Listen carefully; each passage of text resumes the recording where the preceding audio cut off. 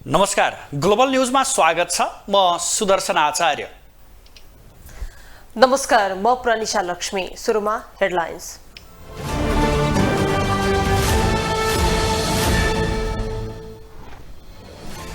न्यूनतम साझा कार्यक्रम ल्याउने अन्तिम तयारीमा सरकार, जनचाहना पूरा गर्ने गृहमन्त्री लामिछानेको दावी।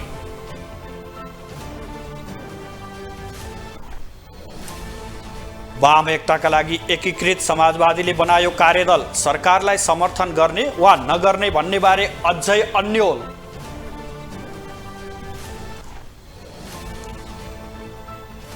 सङ्घमा दलहरूबीच भागबण्डा नमिल्दै 6 प्रदेशमा सरकार गठन आह्वान, मधेसमा भने प्रक्रिया नै सुरु भएन।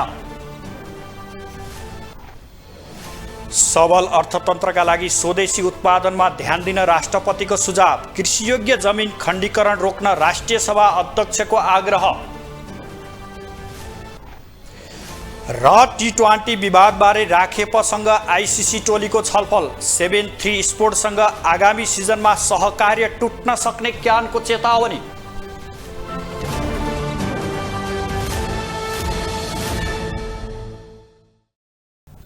गृहमन्त्री रवि लामिछानेले जनजीविकाका सवाललाई प्राथमिकतामा राखेर सरकारका न्यूनतम साझा कार्यक्रम ल्याउने बताउनु भएको छ। मन्त्री परिषदको बैठकपछि आज सञ्चारकर्मीसँग कुरा गर्दै मन्त्री लामिछानेले जनताको चाहना पूरा गर्ने गरी कार्यक्रम ल्याउने बताउनु भएको हो। उहाँले स्वास्थ्य क्षेत्रको सुधार गर्ने, सार्वजनिक सेवा प्रवाह चुस्त बनाउने र युवा स्वरोजगार सिर्जना गर्ने सहितका कार्यक्रम ल्याउने दावी गर्नुभयो। उहाँले जनतालाई सहज बनाउने तथा भ्रष्टाचार नियन्त्रण गर्ने साझा एजेन्डामा कुनै पनि दलको विमति नभएको समेत उल्लेख गर्नुभयो। निर्णय भइसकेपछि त्यसमा विवाद भयो भने त त्यो राजनीतिक दलै भएन नि, हैन? नागरिकलाई सुख दिने हकमा, नागरिकलाई सुविधा दिने हकमा, व्यथितिलाई अन्त्य गर्ने हकमा, भ्रष्टाचारलाई निर्मूल गर्ने हकमा पनि साझा समझदारी बन्न सकेन भने त त्यो राजनीतिक दल नै भएन। त्यसमा हामी सहमत छौँ। गृहमन्त्री लामिछानेले नागरिकलाई सुविधा दिने, व्यतिथि अन्त्य गर्ने र भ्रष्टाचारलाई निर्मूल गर्ने विषयमा दलहरूबीच विमति नहुने तर्क समेत गर्नुभयो। उहाँले साझा कार्यक्रम निर्माण अन्तिम चरणमा पुगेको समेत उल्लेख गर्नुभएको छ। 7 दलीय गठबन्धन सरकार न्यूनतम साझा कार्यक्रम ल्याउने अन्तिम तयारीमा जुटेको छ। सत्तारूढ गठबन्धनले देशको आर्थिक अवस्थालाई सुधार गर्ने विषयमा जोड दिएर सरकारको न्यूनतम साझा कार्यक्रम ल्याउन लागेको हो। सरकार न्यूनतम साझा कार्यक्रम ल्याउने अन्तिम तयारीमा जुटेको छ। उपप्रधान तथा अर्थमन्त्री विष्णुप्रसाद पौडेलको संयोजकत्वमा माओवादी उपमहासचिव वर्षमान पुन लगायत सरकारमा रहेका र समर्थन गरेका दलहरूका सदस्यहरूबाट न्यूनतम साझा कार्यक्रम ल्याउने अन्तिम तयारी गरिएको हो। देशको आर्थिक अवस्थालाई सुधार गर्ने विषयमा जोड दिएर सरकारले न्यूनतम साझा कार्यक्रम ल्याउन लागिएको बताइरहेका बेला कतिपय दलहरू भने सरकारले ल्याउने न्यूनतम साझा कार्यक्रमलाई हेरेर मात्रै सरकारमा सहभागी हुने वा नहुने निर्णय गर्ने पर्खाइमा रहेका छन्।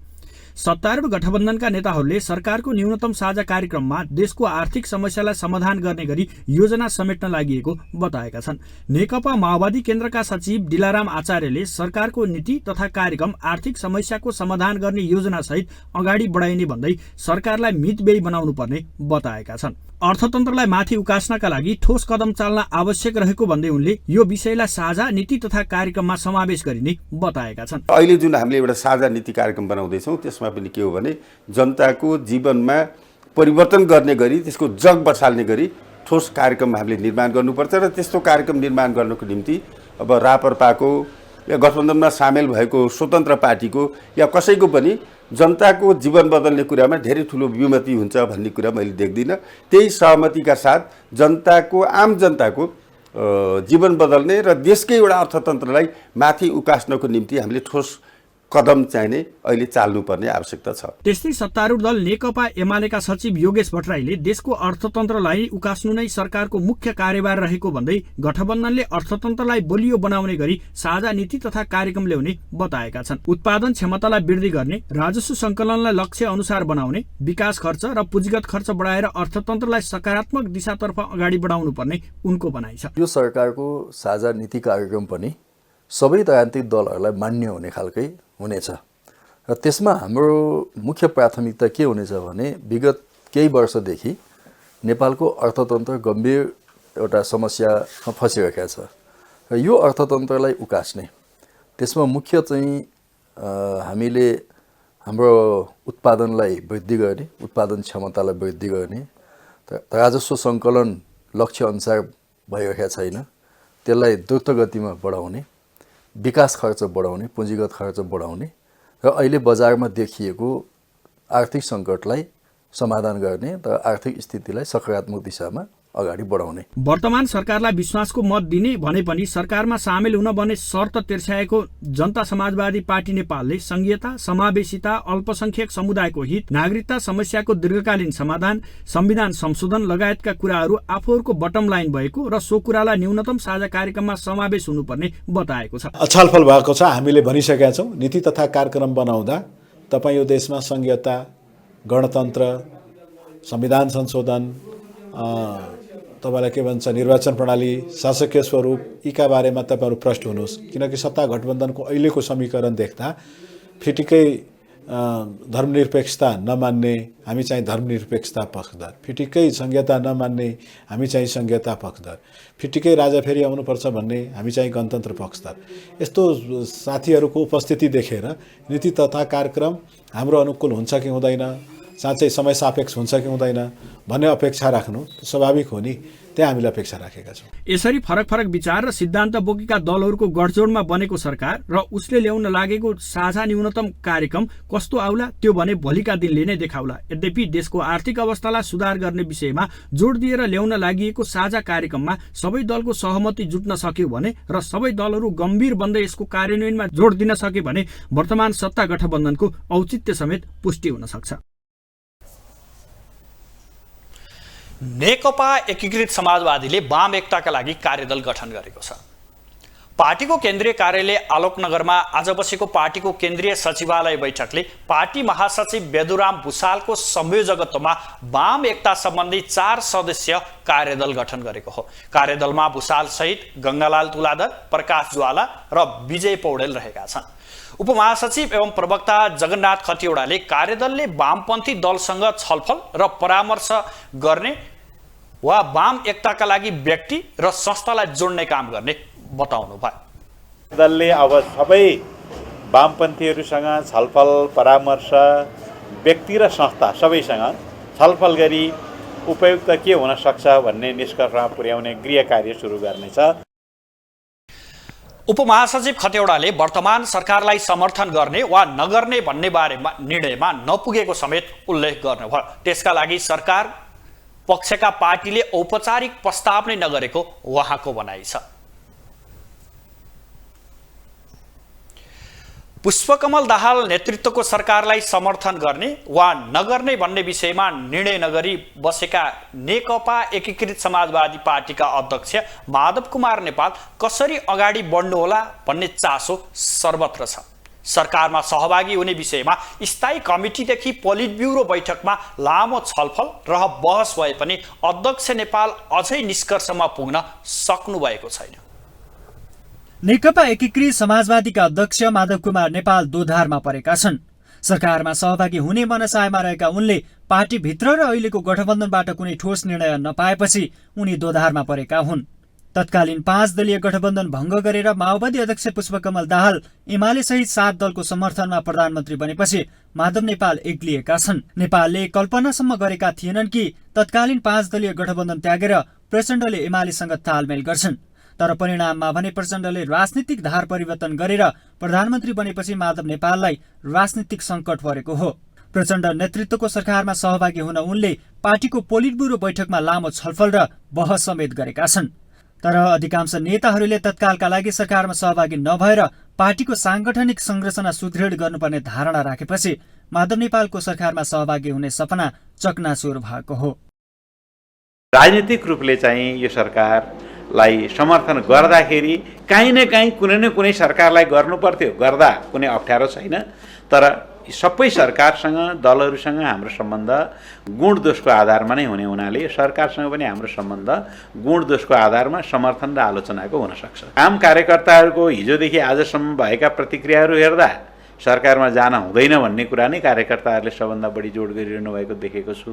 हाम्रा आफ्ना एजेन्डाहरूलाई कसरी स्थापित गर्ने भन्ने कुरा नै मुख्य कुरा हो। संसदमा यतिखेर प्रभावकारी प्रतिपक्ष पनि चाहिएको छ। अब संसदमा प्रतिपक्षको रूपमा त अब एउटा नेपाली कांग्रेस र अर्को हामी नेकपा एकीकृत समाजवादी हामी नै प्रतिपक्षको भूमिका खेल्न सक्ने ठाउँमा आइपुग्यौँ। सरकारमा सहभागी भएर राजनीतिक लाभ लिने तयारीमा रहेका अध्यक्ष माधव नेपालका लागि अर्को ठूलो बाधक हो नेकपा एमाले। प्रधानमन्त्री प्रचण्डले माधव नेपाललाई सरकारमा सहभागी गराउन चाहे पनि गठबन्धनको शीर्ष दल नेकपा एमाले भने उनलाई अस्वीकार गरिरहेको छ। कारण हो तत्कालीन समयमा नेकपाका तर्फबाट बहुमत सहित प्रधानमन्त्री भएका एमाले अध्यक्ष केपी शर्मा ओलीले संसद विघटन गरेपछि प्रतिगमन भएको भन्दै पार्टी परित्याग गर्नु र एकीकृत समाजवादी खोल्नु। एमाले भने जनताको जनादेश अनुसार सरकार बनेको र एकीकृत समाजवादी सरकारमा सहभागी हुन चाहे नकार्न नसकिने तर पार्टी एकता नहुने अडानमै कायम छ, जुन कुराले समेत माधव नेपाललाई सरकारमा सहभागी हुन थप दोधारमा पारेको छ। छलफल हुने सामान्यतया अब यो निर्वाचन पछिको वातावरण भनेको जनताले म्यान्डेट पाएर आएका पार्टीहरूका बीचमा धेरैभन्दा धेरै पार्टीको समर्थन यो सरकारलाई दिलाउनका लागि लागिपर्ने कुरालाई म अन्यथा भन्दिनँ। त्यो लागि पर्नुपर्छ, धेरैभन्दा धेरैलाई समेटेर जाने कुरा नै हाम्रो पनि त्यस संसारकै धारणा हो। आउनुहुन्छ भने हामीले त पहिलेदेखि मतलब चाहिँ ढोका खुला छ त भनेकै छौँ, हामी चाहिँ आउनेलाई रोक्ने पक्षमा त छैनौँ। अहिलेको सरकारमा सहभागी हुन पहिलो कुरा माधव नेपालले एमाले अध्यक्ष ओलीलाई नै फकाउनु पर्ने हुन्छ। त्यसका अलावा अहिलेको गठबन्धनकै दलहरू मिलेर सत्ता सञ्चालन गर्न सकिने हुनाले सरकारमा माधव नेपालको खोजी नहुने स्पष्ट छ। तत्कालीन नेकपा फुटाएर प्रचण्डसँग नजिकिएका माधव नेपाललाई प्रचण्डले नै यति बेला घर न घाटको बनाएका हुन्। तर अहिले पनि एमाले सहितका दलहरूले सरकारमा सहभागी हुन औपचारिक आग्रह गर्ने आशा भने नेकपा एकीकृत समाजवादीका नेताहरूमा देखिन्छ। ग्लोबल टेलिभिजनका लागि क्यामेरामा नरेश मुक्तानका साथमा विनोद विक्रम भण्डारी, काठमाडौँ। देशकै पुरानो लोकतान्त्रिक शक्ति नेपाली कांग्रेस आज चुनौतीको चौघेरामा खडा छ। आसन्न निर्वाचनपछि सबैभन्दा ठूलो शक्तिका रूपमा अनुमोदित हुँदै राजनीतिमा अभिभावकीय भूमिका रहनुपर्ने यो शक्ति भान्साबाट उछिटिएर बलेनी बाहिर पुगेको हो। खास गरी सत्ता समीकरणमा गठबन्धनभित्रको माओवादी केन्द्रलाई मिलाउन र पदीय भागवण्डामा लचकता अपनाउन नसक्नु कांग्रेसका लागि चुनौती बनेको छ। मुखैमा आएको सत्ता गुमाएको नेपाली कांग्रेस यति बेला रणभुल्लमा परेको छ। केन्द्रदेखि 7 प्रदेशमा सत्ता गुमाएको कांग्रेस माओवादी केन्द्रसँग आलोपालो सरकारको नेतृत्व गर्ने सहमतिमा अडिग रहन नसक्दा सत्ताच्युत बनेको हो। यति मात्रै होइन, सत्ता गुमेसँगै कांग्रेसभित्र असन्तुष्टि समेत चर्को रूपमा देखा परेको छ। खास गरी सभापति शेरबहादुर देउबा र उनी निकट केही नेताहरूको अडानका कारण यो अवस्था भोग्नु परेको भन्दै इतर समूह असन्तुष्टि देखिएको हो भने यसको बचाउमा देउबा निकट नेताहरू लागि परिरहेका छन्। यो अवस्था कसरी आयो त? हालसम्मको यात्राको सिंहालोकन तथा कामको समीक्षा गर्नु, यसबाट पार पाउने उपाय खोजी गर्नु र कसैको राय सुझाव लिनु त परै जाओस्, आफ्नो धरातलीय अवस्था के छ भन्ने समेत बोध नेपाली कांग्रेसमा देखिँदैन। बिहानदेखि बेलुकासम्म एक किसिमका मानिसद्वारा घेरिएको कांग्रेस नेतृत्व अब कम्युनिस्टको अकर्मण्यताबाट आफ्नो पालो स्वत फर्किने कुरामा विश्वस्त छ। अलमलमा परेको कांग्रेस थप रणनीति तय गर्न सकेको छैन भने पुस 22लाई तय गरेको केन्द्रीय कार्यसमिति बैठक समेत सार्दै पुस 28मा पुर्याइएको छ।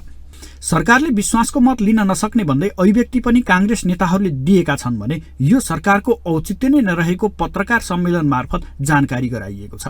निर्वाचनको मतपरिणाम, वर्तमान अवस्था र अबको रणनीतिका बारेमा कांग्रेसले मुख खोल्छ भन्ने विश्वास गरिएको उक्त पत्रकार सम्मेलनमा कांग्रेसले यो विषयमा बोल्नै सकेन। बरु वर्तमान सत्ता गठबन्धनको आयु लामो नरहेको, पदीय चाहनामा मात्रै सीमित रहेको, पुष्पकमल दाहाल प्रचण्ड नै गठबन्धन टुटाउन लागेको टिप्पणी कांग्रेसले गर्यो। हुन त कांग्रेस समयमा नै निर्णय गर्न नसक्ने र समय बितेपछि पछुतो मान्ने पार्टीका रूपमा हिजोका दिनमा पनि चित्रित हुँदै आएको हो। अर्कोतर्फ पार्टी संस्थापक बीपी कोइराला नेतृत्वदेखि नै गुट र उपगुटमा विभाजित कांग्रेसभित्र सदैव नेतृत्व नै हाबी हुँदा समय समयमा हुने गरेका राजनीतिक परिदृश्यमा पनि चिप्लिँदै आएको दृष्टान्त पनि प्रशस्तै छन्। तर पछिल्लो राजनीतिक उथलपुथल, सत्ता गुमाउनुको पीडा कांग्रेस नेता तथा कार्यकर्तामा स्पष्ट झल्किएको छ। नेतृत्वको राजीनामादेखि विशेष महाधिवेशनको चर्चा समेत सुरु भएको कांग्रेसभित्र अबको बाटो र नेतृत्वको असक्षमतामाथि पनि प्रश्न उठ्न थालेका छन्। संस्थापन इतर समूह यति बेला नेतृत्वलाई गलाउने रणनीतिका साथ अगाडि बढेको देखिन्छ भने संस्थापन समूह आफूसँग पदाधिकारीदेखि केन्द्रीय सदस्य हुँदै महाधिवेशन प्रतिनिधिसम्म बलियो पकड रहेको भन्दै सामना गर्नेमा ढुक्क छ। यसरी आफैभित्र आरोप प्रत्यारोपमा उत्रिएको काङ्ग्रेसले वर्तमान 7 दलीय सत्ता गठबन्धनलाई कसरी हेर्छ र आफ्नो रणनीति कस्तो बनाउँछ त्यो भने 28 गतेको केन्द्रीय कार्यसमितिको बैठक नै कुर्नुपर्ने देखिन्छ। तर केन्द्रीय कार्यसमिति बैठकमा देउवा समूहकै वर्चस्व रहेका कारण इतर समूहले राख्ने विचार र उसका रणनीति भने असफल जस्तै हुने देखिन्छ। यद्यपि यो समूहले नेतृत्वलाई दबाब दिने र रणनीति बनाउने भन्दै गोप्य भेलाहरू भने गरिरहेको छ। समग्रमा काङ्ग्रेसले अब कस्तो रणनीति अख्तियार गर्ला त्यो एउटा पाटो हो, तर गुमाएको सत्ता र नेता कार्यकर्तामा देखिएको त्यो नैराश्यता भने काङ्ग्रेसले मेटाउन ठूलै कसरत गर्नुपर्ने हुन्छ। काङ्ग्रेसभित्र आशा लाग्दा अनुहारले यसको सम्बोधन गर्दै त्यसलाई चिर्न सक्नुपर्छ, नत्र भोलिका दिनमा नेता कार्यकर्ता मात्रै होइन आम नागरिकको विश्वास समेत काङ्ग्रेसमा नरहन सक्छ। ग्लोबल टेलिभिजन एचडीका लागि सुदर्शन आचार्यको रिपोर्ट। प्रधानमन्त्री पुष्पकमल दाहालले पुस 26 गते विश्वासको मत लिने तयारी गरिरहनु भएको छ। नेकपा एमाले सहित सरकारमा सहभागी र समर्थन गरेका 7 दलहरूले विश्वासको मत दिने बताइरहेका छन् भने सरकारमा सहभागी भइ नसकेको नेकपा एकीकृत समाजवादीले पनि यसबारे निर्णय गर्ने भनेर वाचा गरिसकेको अवस्था छ। 7 दलको समर्थन र सहकार्यमा प्रधानमन्त्री बनेका पुष्पकमल दाहाल प्रचण्डले पुस 26 गते विश्वासको मत लिने तयारी गरेका छन्। प्रधानमन्त्रीले विश्वासको मत लिने भन्दै गर्दा कसरी विश्वासको मत लिन्छन् भन्ने आम नागरिकमा चासोको विषय बनेको छ। विश्वासको मत दिनका लागि प्रधानमन्त्री कार्यालयबाट संघीय संसदलाई विश्वासको मत दिनका लागि सूचना दिनुपर्ने हुन्छ। सूचनापछि विश्वासको मतका लागि संसद सचिवालयले आफ्नो तयारी थाल्छ र यसको प्रक्रिया अगाडि बढाउँछ। प्रधानमन्त्रीले विश्वासको मत लिने सम्बन्धी सूचना प्रतिनिधि सभाको बैठकमा सभामुख वा सभामुख चयन नभइसकेको अवस्थामा ज्येष्ठ सदस्यबाट पढेर सुनाउने व्यवस्था छ। नयाँ संसदको पहिलो बैठकमा प्रतिनिधि सभाका सदस्यहरूलाई जानकारी गराइसकेको प्रधानमन्त्रीको विश्वासको मत लिने दिन प्रतिनिधि सभामा प्रधानमन्त्रीले आफूलाई विश्वासको मत दिनका लागि सभामुखले प्रस्ताव पेश गर्ने समय दिन्छन् र सभामुखले दिएको समयमा प्रधानमन्त्रीले प्रतिनिधि सभाको बैठकमा प्रधानमन्त्रीले आफूलाई विश्वासको मत दिन संसदमा सहभागी दलहरूसँग प्रस्ताव राख्ने प्रक्रिया हुन्छ। प्रधानमन्त्रीले संसदमा विश्वासको मत लिनु अघि संसदमा सांसदहरूलाई आफूलाई प्रधानमन्त्रीमा विश्वासको मत दिन प्रस्ताव पेश गर्ने प्रक्रिया छ भने प्रस्ताव पेश भएसँगै प्रधानमन्त्रीले आफूलाई विश्वासको मत किन दिने भन्ने बारे आफ्नो सम्बोधन गर्ने प्रचलन पनि छ। प्रधानमन्त्रीको सम्बोधनपछि संसदमा प्रधानमन्त्रीको विश्वासको मत दिने प्रस्तावबारे सांसदले बोल्न चाहेमा सभामुखले उनीहरूलाई बोल्ने समय उपलब्ध गराउँछन्। सभामुखले दिएको समय सीमाभित्र प्रधानमन्त्रीको विश्वास मत लिने प्रस्तावमा सांसदहरूले आफ्नो धारणा राख्छन् र छलफल सकिएपछि प्रतिनिधि सभाका सभामुखले प्रधानमन्त्रीलाई बोल्ने समय उपलब्ध गराउँछन्। त्यो क्रम सकिएपछि प्रधानमन्त्रीले जवाफ दिनुपर्ने हुन्छ। संसदमा मत विभाजन भइसकेपछि प्रधानमन्त्रीले आफूलाई विश्वासको मत दिन राखेको प्रस्ताव संसदमा निर्णयार्थ प्रस्तुत हुन्छ र त्यो प्रस्ताव भने मत विभाजनबाट हुन्छ। निर्णयार्थ प्रस्तुत भइसकेपछि प्रधानमन्त्रीलाई विश्वासको मत दिने प्रक्रिया सुरु हुन्छ। सदस्यहरूलाई प्रस्तावको पक्षमा र विपक्षमा दस्तखत सहितको मत दिनका लागि समय उपलब्ध गराइन्छ भने प्रधानमन्त्रीले विश्वासको मत लिनका लागि भने ध्वनि मत उपलब्ध गराइन्छ। त्यसपछि सांसदहरूलाई आफ्नो मत सच्याउन सभामुखले समय उपलब्ध गराउँछन्। यो प्रक्रिया सकिएपछि सभामुखले प्रधानमन्त्रीले पाएको विश्वासको मतको नतिजा पढेर सुनाउने कार्यक्रम हुन्छ। विश्वासको मतको परिणाम सुनाइसकेपछि उक्त प्रस्ताव राष्ट्रपति समक्ष संसद सचिवालयले लेखेर पठाउँछ। प्रधानमन्त्रीले पेश गर्नुभएको विश्वासको मत सभाबाट बहुमतका साथ अनुमोदन भएपछि संवैधानिक व्यवस्था बमोजिम विश्वासको मत प्राप्त भएको मानिन्छ। बागमती, गण्डकी र कर्णाली प्रदेशमा पनि सरकार गठनका लागि प्रक्रिया अघि बढेको छ। बागमती प्रदेशमा नयाँ सरकार गठनको दावी पेश गर्न प्रदेश प्रमुखले यादव चन्द्र शर्माले दलहरूलाई आह्वान गर्नुभएको छ।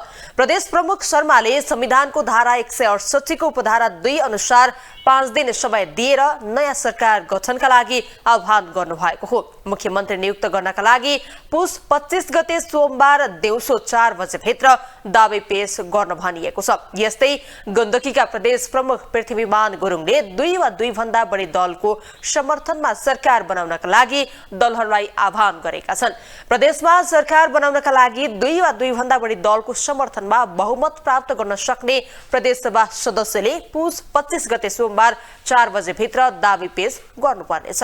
यता कर्णाली प्रदेश प्रमुख तिलक परियारले 7 दिनभित्र सरकार गठनको दावी पेश गर्न राजनैतिक दलहरूलाई आग्रह गर्नु भएको छ। प्रदेश प्रमुख परियारले नेपालको संविधानको धारा 168 को उपधारा 2 बमोजिम पुस 27 गते सोमबार अपराह्न 5 बजेभित्र सरकार गठनको दावी गर्न आह्वान गर्नु भएको हो। यसअघि 3 वटा प्रदेशले सरकार गठन प्रक्रिया अघि बढाइसकेका छन्। मध्य प्रदेशमा भने प्रक्रिया अघि बढ्न सकेको छैन।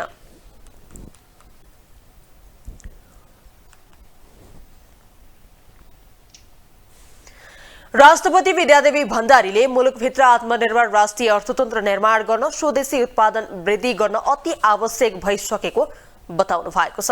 काठमाडौँमा आज आयोजित कार्यक्रममा राष्ट्रपति भण्डारीले नेपाली श्रम, सिप र कच्चा पदार्थबाट नेपालमै उत्पादित सामग्रीको निकासी प्रवर्धन गर्न सके व्यापार घाटा सन्तुलनमा ल्याउन सकिने बताउनु भएको हो।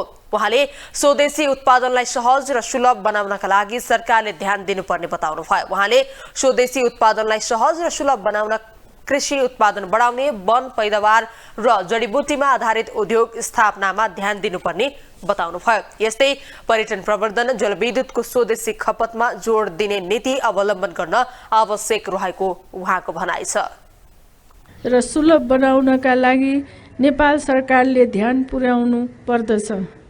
यसका लागि कृषि उत्पादन बढाउने, वन पैदावार र जडीबुटीमा आधारित आयात प्रतिस्थापन गर्ने तथा पर्यटन प्रवर्धन र जलविद्युतको स्वदेशी खपतमा जोड दिने नीतिहरू नेपाल सरकारले अवलम्बन गर्नु अति आवश्यक छ। राष्ट्रपति भण्डारीले घरेलु उत्पादनको रूपमा रहेका नेपाली फुटवेयर उत्पादनको स्वदेशी जुत्ता चप्पल बजारमा ठूलो स्थान ओगट्न सफल भएको प्रति खुशी प्रकट गर्नुभयो। यता राष्ट्रिय सभाका अध्यक्ष गणेश प्रसाद तिमल सिन्हाले उत्पादन बढाउन कृषि योग्य जग्गाको खण्डीकरण रोक्न आवश्यक रहेको बताउनु भएको छ। काठमाडौँमा आयोजित कार्यक्रममा अध्यक्ष तिमल सिन्हाले पछिल्लो समय कृषि योग्य जमिनमा प्लटिङ गरी बस्ती बसाउने क्रम बढेको भन्दै नियन्त्रण गर्न आवश्यक रहेको बताउनु भएको हो। उहाँले मुलुक कृषिमा आत्मनिर्भर भएर निर्यातमूलक देश बन्नुपर्ने बताउनु भयो। उहाँले देशमा ठूला उद्योग धन्दा स्थापना गरेर अन्तर्राष्ट्रिय देशसँग प्रतिस्पर्धा गर्न असम्भव रहेको कृषि उत्पादन वृद्धि गरी विदेश निर्यात गरेर व्यापार घाटा कम गर्न सकिने बताउनु भएको छ। कृषि क्षेत्र जसरी पछाडि परेको छ, कृषि प्रधान देश मात्र होइन, आत्मनिर्भर भएर कृषि निर्यातमूलक देश बनाउनु पर्ने आजको आवश्यकता हो। देश वैदेशिक व्यापार घाटा बढिरहेको बेलामा कृषि उत्पादन बढाएर नै हामीले त्यो घाटालाई कम गर्ने हो। किनकि देशमा धेरै ठुला उद्योगहरू सञ्चालन गरेर हामी दुनियाँसँग प्रतिस्पर्धी गर्न अझै गाह्रो छ।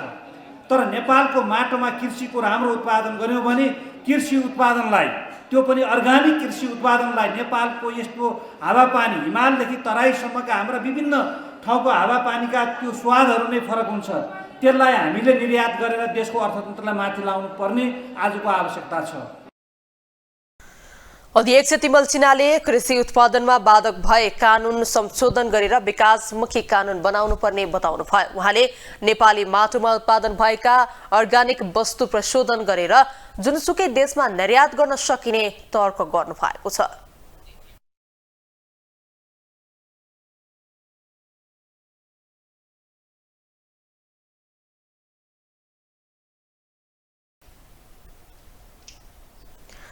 पछिल्लो समयमा देशका विभिन्न स्थानमा बनाइएका मूर्तिहरूको चर्चा भइरहेको छ। बाघ, सुँगुर, काउली, हनुमान, गाई, अदुवा, काग जस्ता जनावर र चराको शालिगले निकै चर्चा पाइरहेका छन्। यसरी विभिन्न स्थानमा शालिगहरू निर्माण हुँदा बजेटको दुरुपयोग भन्दै आलोचना पनि सुरु भइरहेको छ।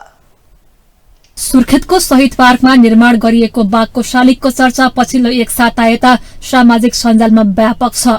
बाघको आकृति भनिए पनि अनुहार भने जल गैंडाको जस्तो देखिने सुर्खेतमा बनाइएको बाघको आकृतिले अहिले चर्चा पाइरहेको छ। 13 लाख बढी खर्च गरेर निर्माण गरिएको भन्दै आलोचना शुरू भएकै बेला सामाजिक सञ्जाल प्रयोगकर्ताहरूले देशका विभिन्न स्थानमा बनाइएका बाघले आकृतिलाई व्यङ्ग्य गरिरहेका छन्। भन्दा बाघ भनिए पनि आकृति भने बिरालोको जस्तो नभएको भन्दै व्यङ्ग्यात्मक टिप्पणी सामाजिक सञ्जालमा भइरहेको छ। स्थानीय तहको चुनाव भएपछि स्थानीय महत्व झल्किने खालका जनावरदेखि देवी देवताको मूर्ति समेत निर्माण भइरहेको सन्दर्भमा कतिपय स्थानमा भने व्यक्तिकै अनुहारसँग मिल्ने भगवानका मूर्ति बनाइएको भन्दै आलोचना भइरहेको छ। देशका विभिन्न ठाउँमा निर्माण गरिएका बाघ, सुँगुर, काउली, हनुमान, गाई, अदुवा, काग आदि जस्ता जनावर र चराहरूको शालिगले निकै चर्चा पाइरहेका छन्। बाघको मात्रै शालिग देशको कैलाली, कपिलवस्तुको हनुमान, दाङको महादेव र सुर्खेतको शहीद पार्कमा बनाइएको छ, जसमा बाघको आकृति नै फरक किसिमको देखिन्छ। विभिन्न स्थानमा आकृति बिनाका शालिगहरू निर्माण हुनुमा स्थानीय सरकारको कमजोरी रहेको स्थानीय शासन विज्ञ प्राध्यापक डाक्टर प्रेम शर्मा बताउँछन्। अनावश्यक शालिगमा करोड़ौं रकम खर्च गर्नु बजेटको दुरूपयोग समेत रहेको उनको भनाइ छ। स्थानीय सरकारहरू आफ्नो कार्यक्रमहरू खास गरी सशक्त र प्रभावकारी तरिकाले काम गर्न नसक्ने र बजेटलाई चाहिँ बाँडफाँड गरेर लैजाने, कस्तो अंशवर्णीय तरिकाले बाँडफाँड गरेर जे जतिवटा वडा छ त्यसमा बाँडफाँड गर्ने प्रचलन छ। त्यसमध्येमा स्थानीय सरकारभित्र परेका आवश्यकतालाई पहिचान र प्राथमिकताकरण नगरिकन बजेट खर्च गरेर अनि त्यो वर्षको खर्चलाई मूल्याङ्कन गराएर अथवा अडिट गराएर लैजाने एउटा प्रचलन छ। त्यही अनुसार उहाँहरूले जे पनि काम गर्न तत्पर हुनुभएको। त्यसो त यस अघिका स्थानीय तहका जनप्रतिनिधिहरूले अग्ला डाँडाको टुप्पामा भ्यू टावर बनाएको विषयमा आलोचना भएको थियो। बिना कुनै योजना कसैको सनकका भरमा बनाइएका यस्ता संरचनाले बजेटको दुरूपयोग त हुन्छ नै, त्यसबाहेक जनताले पाउनुपर्ने आधारभूत सेवाको समेत संकुचन हुन्छ। विभिन्न जिल्लामा प्रमुख जिल्ला अधिकारी भएर काम गरेका सूर्य श्रेष्ठको पनि मत यस्तै नै छ। जनप्रतिनिधि आउनु भएको छ नि, त्यो जनप्रतिनिधिहरू त्यति ट्रेनिङ प्राप्त हुनु भएन, उहाँ तालिम प्राप्त हुनु भएन र अनुभव पनि हुनु भएन। उहाँले जनताको मन त जित्नुभयो, जनताको मन त जित्नुभयो, भोट पनि पाउनुभयो, आउनु पनि भयो, पदमा बस्नुभयो, तर उहाँलाई कुनै किसिमको तालिम दिइएन तिमीहरू के काम गर्ने। चर्को आलोचनापछि सुर्खेतको शहीद पार्कको बाघको शालिग भने भत्काइएको छ, तर जंगली जनावर बस्ने वनको संरक्षण नगर्ने अनि आकर्षक देखाउन आकृति तयार पार्ने प्रतिस्पर्धा भने हरेक वर्ष बढ्दो क्रममा रहेको छ। यसको न कसैले नियमन गर्ने गरेको देखिएको छ न अनुमान नै, जसका कारणले मनलाग्दो रूपमा लाखौं खर्च गरेर बनाइएका यस्ता संरचनाले जनताको खून पसिनाबाट जम्मा भएको राज्य कोषको समेत दुरूपयोग भइरहेको छ। ग्लोबल टेलिभिजनका लागि सुनिता बास्कोटाको रिपोर्ट। अब ग्लोबल भोइस।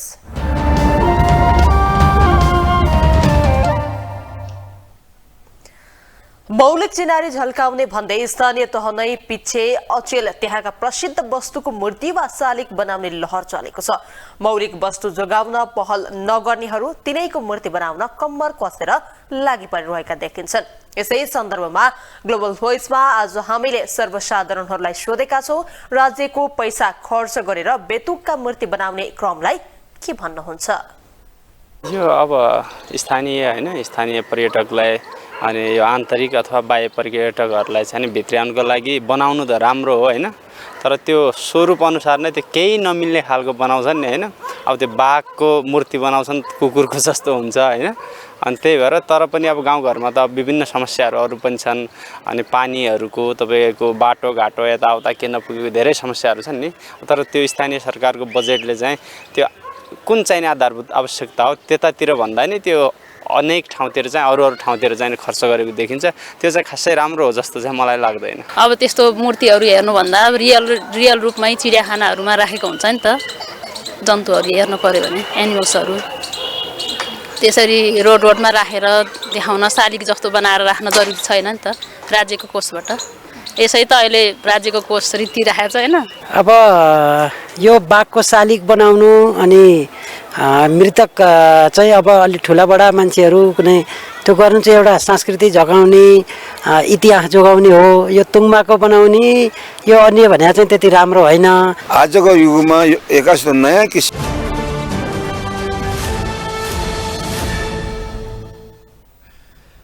नेपाल उद्योग वाणिज्य महासंघका अध्यक्ष शेखर गोल्छाले नेपाल राष्ट्र बैंकले संशोधन गरेको चालु पुँजी कर्जा मार्ग प्रदर्शन स्वागत योग्य भएको बताउनु भएको छ। काठमाडौँमा आज आयोजित कार्यक्रममा अध्यक्ष गोल्छाले नेपाल राष्ट्र बैंकले संशोधन गरेको चालु पुँजी कर्जा मार्ग प्रदर्शन स्वागत योग्य रहेको बताउनु भएको हो। उहाँले उद्योगी व्यवसायीका समस्या चालु पुँजी कर्जा मार्गदर्शनमा केही नीति परिमार्जनले मात्रै अर्थतन्त्रमा देखिएका चुनौती सामना गर्न नसक्ने समेत उल्लेख गर्नुभयो। यो जुन अहिलेको अवस्थालाई सुधार्नु त कहाँ झन् हामीलाई यसले चाहिँ झन् नकारात्मक दिशातिर लगिरहेको जस्तो हामीलाई लाग्छ। त्यसैले गर्दाखेरि नयाँ सरकारलाई धेरै चुनौतीहरू रहेका छन्। हिजो मात्रै सरकारले जुन चालु पुँजी निर्देशिका सम्बन्धी नयाँ त्यसमा परिवर्तनहरू लिएर आएको छ, त्यो स्वागत योग्य रहेको छ।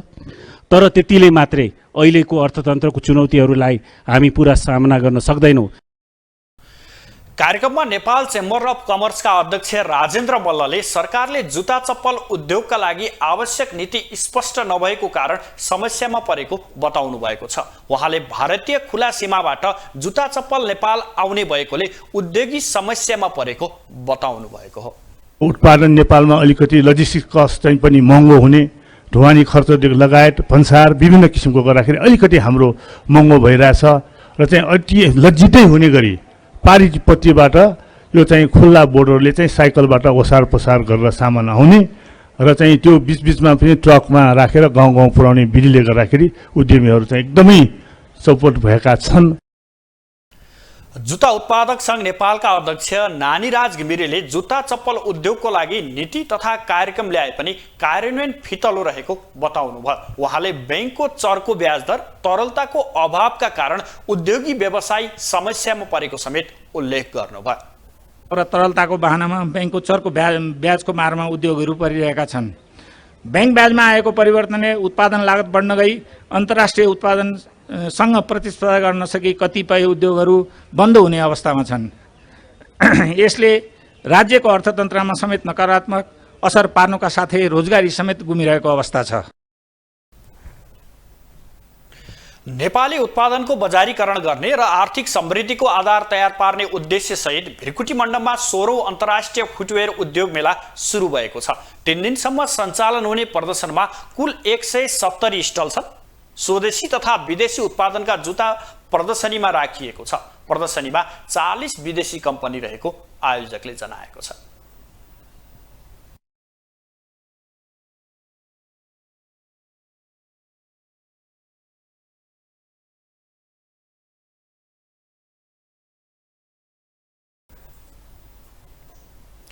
अब पालो स्पोर्ट्स न्यूजको।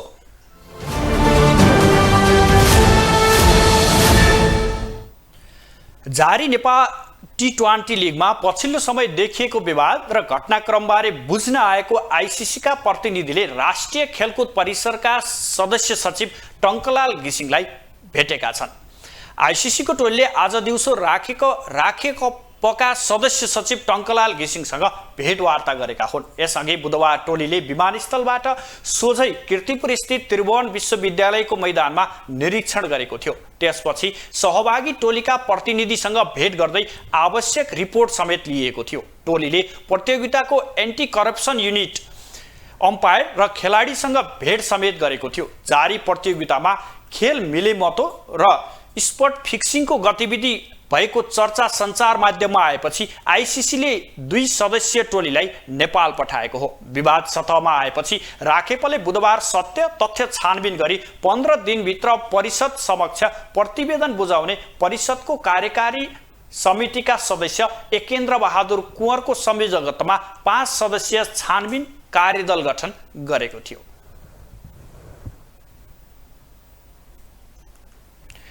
नेपाल क्रिकेट संघका अध्यक्ष चतुरबहादुर चन्दले 7-3 स्पोर्ट्स संघको सम्झौता पूर्ण रूपमा कार्यान्वयन नभए आगामी सिजनका लागि सहकार्य टुट्ने बताउनु भएको छ। नेपाल टी20 लिगको व्यापारिक तथा रणनीतिक साझेदार भारतीय कम्पनी 73 स्पोर्ट्स संघको सम्झौता नेपाल क्रिकेट संघसँग अक्षरशः पालना नभई रद्द गर्ने बताउनु भएको हो। अध्यक्ष चन्दले साझेदार कम्पनी प्रतियोगिताको दौरान पैसा लिनका लागि भारत पुगेको र सम्झौता अनुसार क्यानलाई उपलब्ध गराउन पर्ने रकम उपलब्ध गराउन नसकेको अवस्थामा आगामी सिजनबाट सम्झौता निरन्तर नहुने उल्लेख गर्नुभयो। होला हैन भनौँ न लगायतका सबै कुरामा त उसकै जिम्मा भयो हुनाले त्यो कुरालाई जसरी अहिले सबै कुरा अगाडि बढेको छ, म्याच भएको छ, ब्रोडकास्ट भएको छ, प्रोडक्सन भनौँ राम्रै गुणस्तरीय भएको छ, अन्य कुरा पनि ग्राउन्डको पेरिमिटर बाहिरको बाउन्ड्री बाहिरको कुराहरू हैन सबै कुराहरू त देखिरहेछ। तर ती सबैको सेफ ल्यान्डिङ चाहिँ 73 ले गर्यो भने र क्यानको पनि भन्नु दिनुपर्ने रकम चाहिँ 73 ले तिर्यो भने त त्यसमा त मलाई लाग्दैन कुनै जस्तो अप्ठ्यारो पर्ला जस्तो लाग्दैन, तर उसको हातमा छ।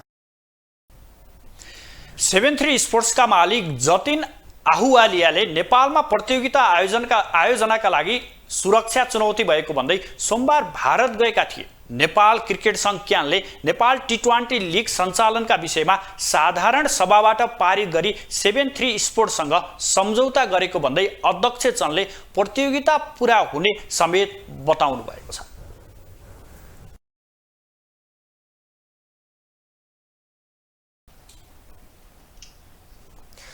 नेपाली राष्ट्रिय क्रिकेट टिमका पूर्व कप्तान सन्दीप लामिछाने बलात्कार आरोपमा विगत 2 महिनादेखि जेलमा रहेर मुद्दा लडिरहेका छन्। नेपाली क्रिकेट समर्थकले उनको रिहाईको माग गरिरहेका छन्। झण्डै 2 महिनासम्म मौन बसेका नेपाली क्रिकेट खेलाडीहरू पनि सन्दीपको पक्षमा देखिन थालेका छन्। क्रिकेट समर्थकबाट अन्य खेलाडीको चर्को आलोचना भएपछि राष्ट्रिय टिमका खेलाडीहरू सन्दीपका पक्षमा देखिन थालेका हुन्।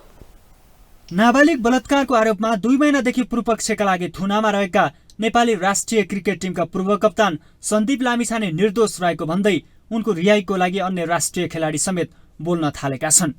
राष्ट्रिय टिमका क्रिकेटर शरद विश्वकर र आसिफ शेखले बलात्कार आरोपमा जेलमा रहेका पूर्व कप्तान सन्दीप लामिछानेलाई न्याय हुनुपर्ने भन्दै सामाजिक सञ्जाल फेसबुकमा स्ट्याटस राख्दै सन्दीपलाई न्याय हुनुपर्ने बताएका हुन्। उनीहरूले justice for Sandeep Lamichhane hashtag पनि प्रयोग गर्दै न्याय मागेका हुन्। राष्ट्रिय टिमका खेलाडी शरद विश्वकरले आफ्नो सामाजिक सञ्जाल फेसबुकमा लेखेका छन्, न्याय भनेको हरेक मानिसलाई उसको हक बाँड्ने निरन्तर र स्थायी इच्छा हो। मृतकहरूले न्यायको लागि कराउन सक्दैनन्, तिनीहरूका लागि त्यसो गर्नु जीवितहरूको कर्तव्य हो। उनको तर्फबाट जतिसक्दो चाँडो न्याय होस् र देशभक्त व्यक्तिले फेरि हाम्रो राष्ट्रलाई गौरवान्वित गर्न सुरु गरोस् भन्ने कामना गर्दछु। त्यस्तै अर्का खेलाडी आरिफ शेखले समेत आफ्नो सामाजिक सञ्जाल फेसबुक मार्फत जस्टिस फर सन्दीप लामिछाने लेख्दै सन्दीपको तस्बिर साभार गरेका छन्। 2 महिनादेखि जेलमा रहेका सन्दीप बारे राष्ट्रिय टिमका खेलाडीले सन्दीपको पक्षमा आवाज नउठाएको भन्दै सन्दीपका समर्थकले अन्य खेलाडीको आलोचना समेत गरिरहेका थिए। सन्दीपलाई जिल्ला अदालत काठमाडौँले गत कार्तिक 18 गते उनलाई पूर्वपक्षका लागि थुनामा पठाउन आदेश दिएको थियो। सो आदेशका अनुसार उनलाई केन्द्रीय कारागारमा राखिएको छ। त्यस्तै उनी मानसिक रूपमा कमजोर बनेको भन्दै मनोवैदको परामर्श समेत दिन सुरु गरिएको छ। यही बीच लामिछानेका समर्थकहरूले justice for Sandeep Lamichhane hashtag अभियान नै सञ्चालन गरेका छन्। त्यस्तै सन्दीपका उकिल सरोज कृष्ण घिमिरेले जिल्ला अदालत काठमाडौँको आदेश बदर गर्न माग गर्दै उनले उच्च अदालत पाटनमा पुनरावेदन दिएका छन्। तर उक्त मुद्दा हेर्ने समय सार्दै समय थप हुँदै आएको छ। यसअघि गत भदौ 21 गते एक नाबालिकाले सन्दीप विरुद्ध गौशाला प्रहरीमा जाहेरी दिएकी थिइन्। त्यति बेला क्यारिबियन लिग खेल्न जमैका पुगेका लामिछाने 20 असोजमा नेपाल फर्किएका थिए। उनलाई त्यही दिन त्रिभुवन अन्तर्राष्ट्रिय विमानस्थलबाट प्रहरीले नियन्त्रणमा लिएको थियो। ग्लोबल टेलिभिजनका लागि क्यामेरामा गणेश पूर्व छाने मगरका साथमा विनोद विक्रम भण्डारी, काठमाडौँ। ग्लोबल न्यूजको अन्त्यमा हेडलाइन्स पुनः एकपटक।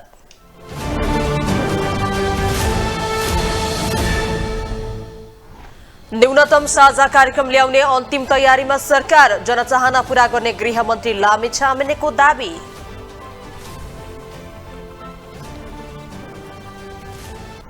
वाम एकताका लागि एकीकृत समाजवादीले बनायो कार्यदल, सरकारलाई समर्थन गर्ने वा नगर्ने भन्ने बारे अझै अन्यल।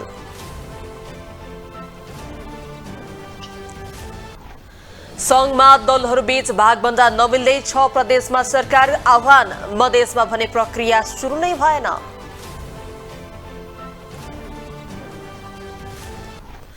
सबल अर्थतन्त्रका लागि स्वदेशी उत्पादनमा ध्यान दिन राष्ट्रपतिको सुझाव। कृषि योग्य जमिन खण्डीकरण रोक्न राष्ट्रिय सभा अध्यक्षको आग्रह।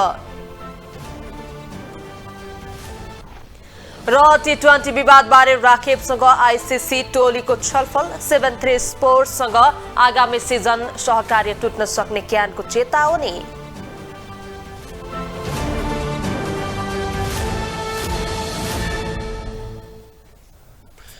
ग्लोबल न्यूज अहिलेलाई यति नै। ग्लोबल टेलिभिजन तपाईँ फेसबुक तथा युट्युबमा पनि प्रत्यक्ष हेर्न सक्नुहुनेछ। ग्लोबल टेलिभिजन हेर्दै रहनुहोला। नमस्कार।